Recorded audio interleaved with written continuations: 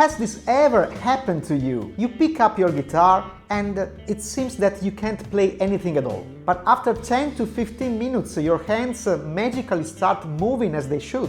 It feels strange when it happens the first few times, but playing the guitar or any musical instrument is like going to the gym. Before lifting weights, it's better to do a little bit of warm-up. In this video I'll show you 3 exercises, from the easiest to the most challenging, to help loosen up your fingers and articulate your movements, so your hands are ready to play in no time. And if you like, you can even use them as technical exercises. For those of you who don't know me, welcome to my studio and on my channel.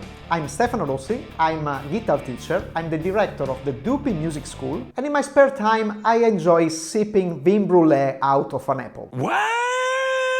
You can find a PDF with the guitar tab and the sheet music of all the 3 exercises that I will show you here down in the description box. Before we dive into the exercises, I'd like to invite you to subscribe to my channel and to give this video a like. These 2 small gestures cost you absolutely nothing, but helps me to reach other guitar enthusiasts. So if you do it, thank you from the bottom of my heart. And also, if you want to improve your playing, join my Patreon, where you can find all my video lessons and all the sheet music and the guitar tabs of those lessons. Let's begin with the first warm-up exercise, which is the easiest one. This exercise is simple because it doesn't require any knowledge of the scales and allows you to articulate the most common movements of your left hand individually. We'll start by placing the index finger on the 1st fret of the 6th string and alternating the other fingers, keeping the index finger pressed on the 1st fret.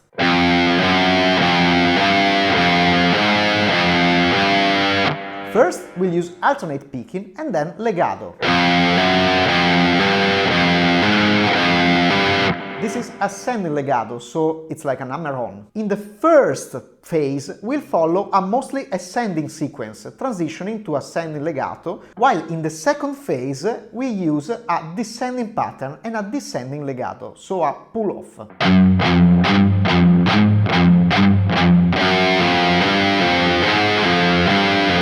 What makes this exercise more interesting is the stretching in the second half of each string. So this. In the first part we keep the index finger on the 1st fret and use the middle, ring and pinky fingers on the 2nd, 3rd and 4th frets. In the second part, however, while keeping the index finger on the 1st fret, we move all the other fingers forward by a semitone, placing the middle finger on the 3rd fret, the ring finger on the 4th, and the pinky on the 5th, forcing the left hand into a greater stretch.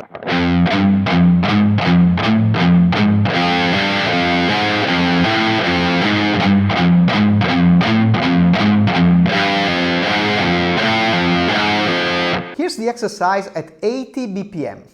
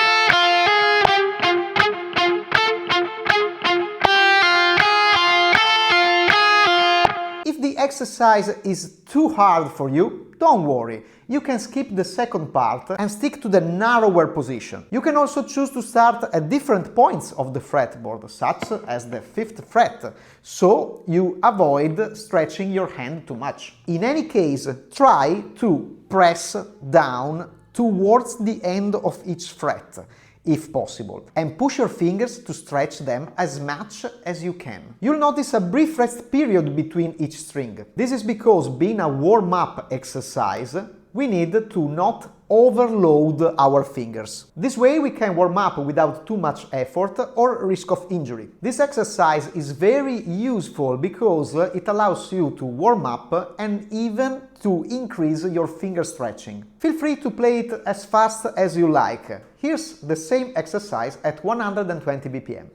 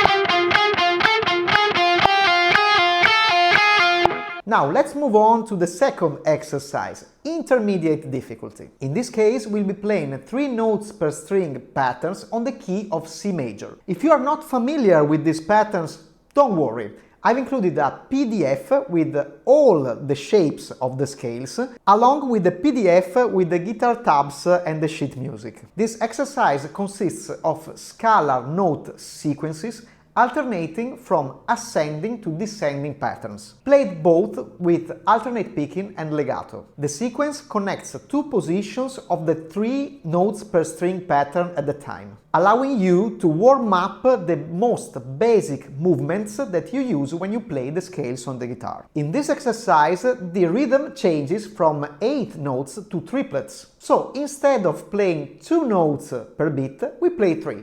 It's not 1, 2, 1, 2, 1, 2, but it's like 1, 2, 3, 1, 2, 3, 1, 2, 3, 1, 2, 3. So here's the exercise at 80 BPM.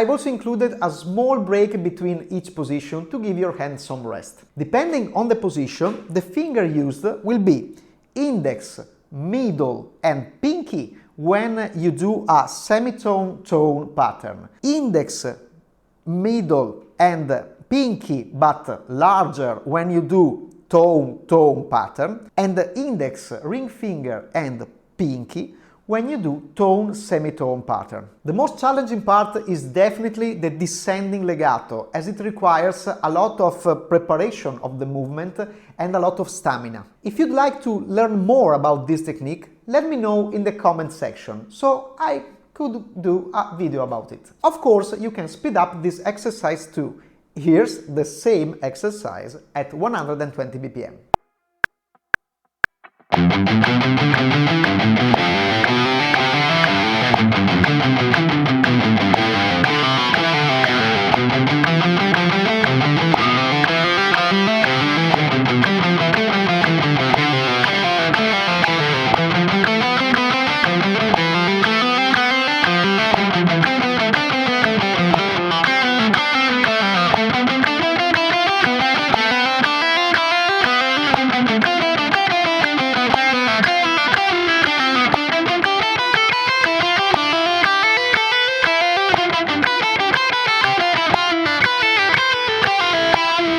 This exercise is great even for visualizing all the notes of the C major key of the fretboard. So feel free to play it wherever you want on the 7-3 notes per string patterns, and feel free to explore the whole fretboard. Finally, let's move on to the third and the most challenging exercise.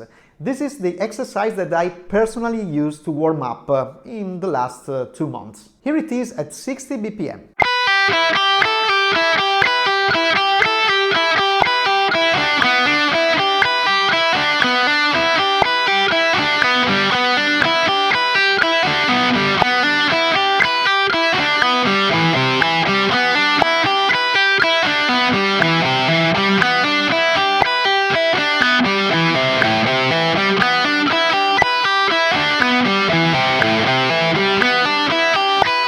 This one is much more complex. In this exercise, we explore an arpeggio sequence vertically, progressively adding one string at a time, while maintaining a smooth and consistent motion using the sweep picking technique. In the first phase, I start with an upstroke, followed by a legato, then play the second string with another upstroke.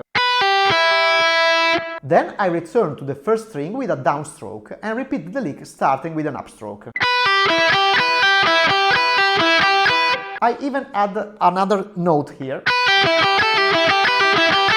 just because it sounds really cool. In the second measure, I add 2 notes on the third string, maintaining the sweep picking between the second and third strings, with an upstroke on the latter. In the third measure, this time in 5/4 time to better fit the exercise, I add just 1 note on the fourth string while keeping the same movement approach. In the fourth measure, I add 2 notes on the fifth string.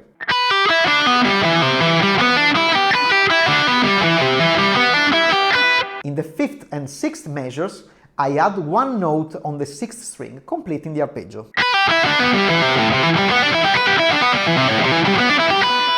It's fascinating to see how the arpeggio changes quality as we add more notes. Initially, it's an E minor arpeggio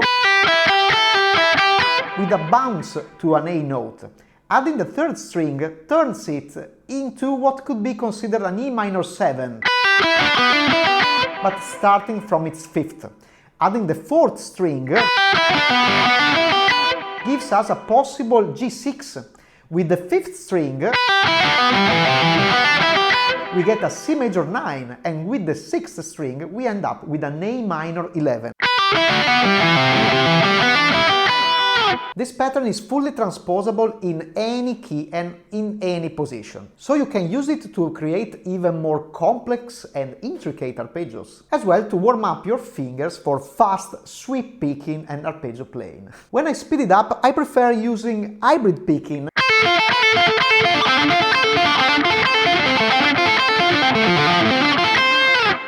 combining the pick and the fingers. Here's how it looks at 120 BPM.